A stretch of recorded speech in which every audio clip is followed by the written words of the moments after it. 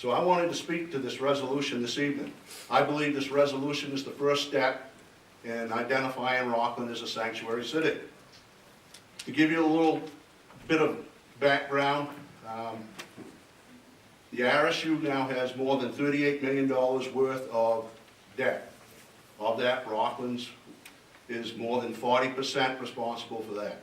So going forward, I would like to encourage the councilors to keep that in mind as you start floating additional bonds. One of the things that I have concern about is the state and the federal governments have said that if you have a sanctuary city, they may withhold state and federal funds. This will be devastating to this community, the city of Rockland, if any additional funds are cut. You say, well, they say that they may not. Well, are you willing to take and spin that roulette wheel with everybody else's taxpayers' money?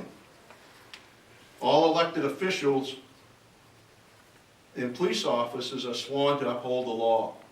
And if this proceeds and goes through to be a sanctuary city, you're forcing the police department to possibly, and handcuffing them and preventing them from enforcing the laws that they're sworn to uphold. It's the same way with your oath. When you take your oath, you are to uphold all laws of the state, the city, and the federal government.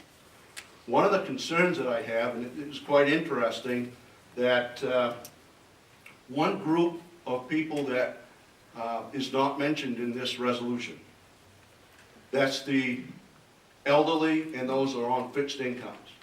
There's no mention how, as taxes continue to increase, how we're going to take care of them. Are they going to be driven out of their homes? They certainly won't be able to, if we lose federal and state funds, they certainly won't be able to sell their homes because they'll be worth nothing.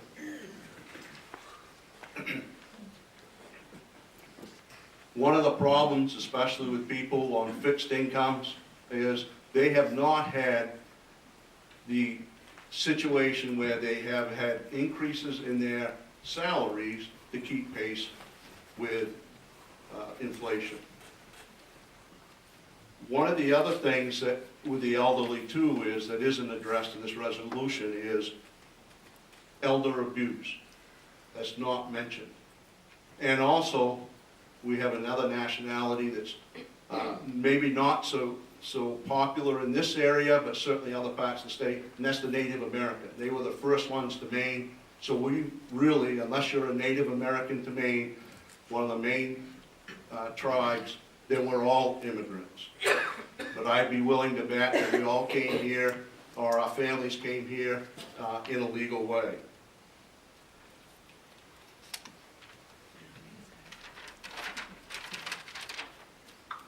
Other communities have adopted this or some form of this resolution.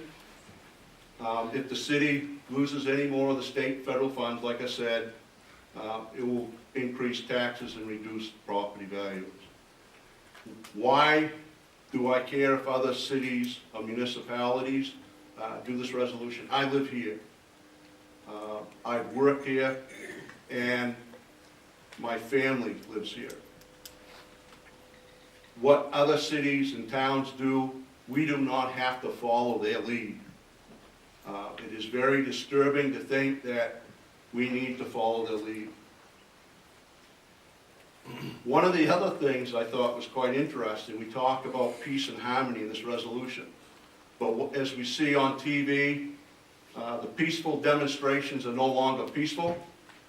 Demonstrations and the increasing violence. Why isn't that addressed in this resolution also? 10 seconds, Tom. Okay. If you don't agree with certain laws, don't expect citizens to ignore them, but to work with the legislature to change them, please. Thank you. I think I did the